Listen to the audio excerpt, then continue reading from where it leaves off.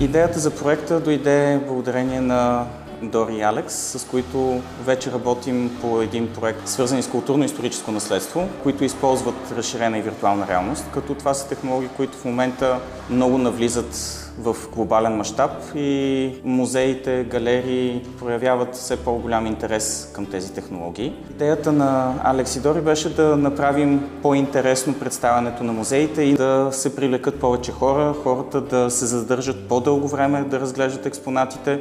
По-различното в проекта е наистина начина, по който хората могат да достигнат до информацията за музея или да разгледат музея. Самото приложение се състои от две части. Едното е виртуална разходка, която е реализирана на база 360 градусови снимки. И другото е представяне на самите експонати, които бяха заснети с помощта на фотограметрия.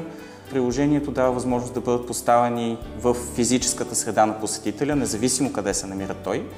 И той може да ги, или тя съответно, може да ги разгледа, обикаляйки около тях. Идеята е, докато се обикаля, да получава допълнителна информация. Открива бутони или други възможности за взаимодействие с експоната. Всеки бутон има различна цел. Може да бъде показване на снимки, информация, може да бъде видео, може да бъде включително и симулация как съответният експонат е бил използван. Студентския иновационен хъб, както и ученическия иновационен хъб, е една много хубава инициатива, по мое лично мнение, на университета, която дава възможност на студентите да реализират свои идеи.